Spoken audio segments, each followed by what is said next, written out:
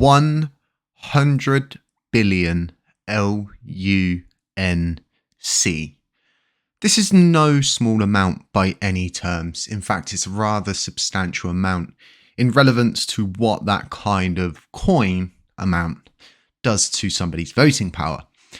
Yesterday, within around a 24-hour span, almost 100 billion LUNC moved across the top nodes, but only with 3 specific wallets. This is very interesting to see.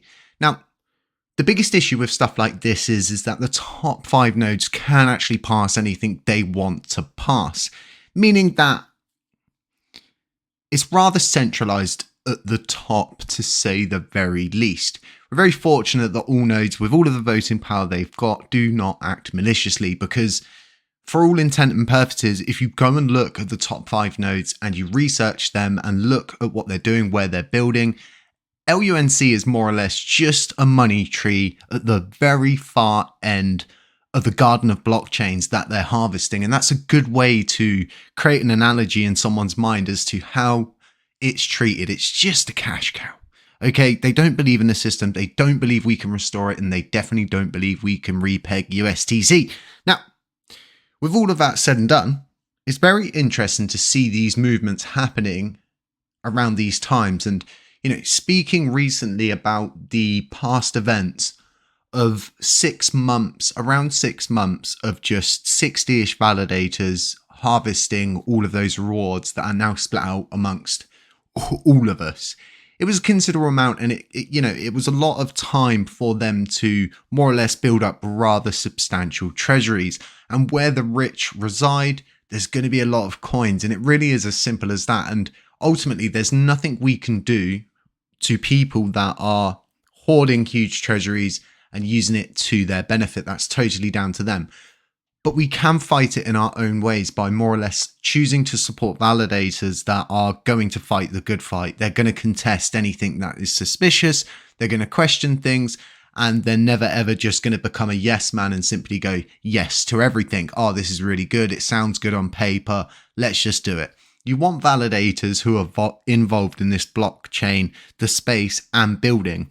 Now, if you haven't listened to the podcast, from what we're hearing in the wind, and this is part of the theory right now, Ving specifically said that a lot of validators are looking to move back. Could this be a move of people starting to get more aligned and get in position now? Yes, quite possibly.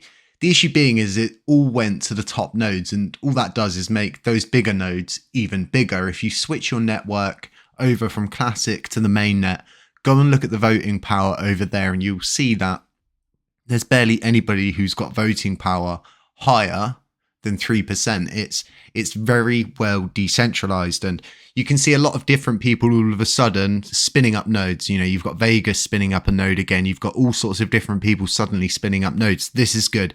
We need to shut down this gap, and we need to bring in people that are actually going to do something instead of just selling out, because the biggest issue is, right, lots of people simply just sell out to someone like KuCoin, someone like MEXC, and will just do what best interests them. And I don't want to upset them because I'm in with them. It becomes very interesting when you sell yourself to someone and you sell yourself to something. You then become restricted as to what you can actually say about certain things, and it's at that point you've become paid, you've become bought, and you're a buyable system that the likelihood is you'll just keep continuing to do that, and you will chase money. And chasing money in this sector is everything to a lot of people. I myself am not seeking any power, I'm not seeking any money, and I'm not seeking any payouts or to privatize any sectors. In fact, we're trying to backfeed everything into governance. But I thought this was very interesting for the community to know and to understand that this sort of stuff does happen behind the scenes, and it's good to take notice of stuff like this. But at the same time, do not ever sit there and think to yourself, all hope's lost, because it's not always going to be like this. If we can find more validators like myself with that kind of attitude, we can start to balance the system out more and more and more and more. And one of the things that you'll see with some of these bigger greedy nodes are they'll not reflect their commission to their voting power. They'll always go for as much voting power, which equals out as more commission, because at the end of the day, you do not pay their bills, you don't pay their system fees, you don't pay anything. So they just don't care. At the end of the day, they're here for rewards. They've erased the emotion, and they just push forward with whatever they see fit and whatever serves their mandate best. It's, nobody's building for this blockchain. We've watched it happen for over a year. If people had been building for this blockchain, there is such substantial evidence to back up that people are simply not doing that. And, they're going to continue to keep privatizing. Otherwise, we would have a DEX, we would have on-ramps and off-ramps, we would have all of these different things that we wanted last year that would have been done, dusted, and we'd be moving forward. But the issue is everybody feels entitled to privatize the sector, which, obviously you are. This is DeFi, it's crypto, go and do what you want to do. But ultimately, we can't all split in different directions and expect for what we're borrowing, stealing from to be okay, because that's not going to be okay. And sort of like, oh yeah, I've just come from my rewards, see you next month. And it's like, what have you even given to this blockchain at this point? So things do have to change, and things like this need to be pointed out so the community understand that, if we keep pushing forward, we keep bringing projects, we keep doing what we're doing, things are going to pay off. So just drawing into the end of this video, there is something that I didn't want to include in my proposal for the specific reason that there is, let's say, very sensitive stuff that's put in this that I didn't want to use as an angle for that proposal. The proposal should speak for itself, that I'm following governance procedures and going the correct route about this, instead of just going, oh, here's my Commonwealth and I'm just going to try and capture the market. I'm not going to ask for anybody's permission and stuff. And it's like, this is a serious thing. And, a lot of people are ignoring the fact that the Commonwealth plays a vital role in the LUNC proposal process. It's, there's no if, buts and coconuts about it. It simply is a vital sector of our blockchain. If you're going to name that Commonwealth the official Terra Luna Classic Commonwealth and not run that through governance procedures, that's not on.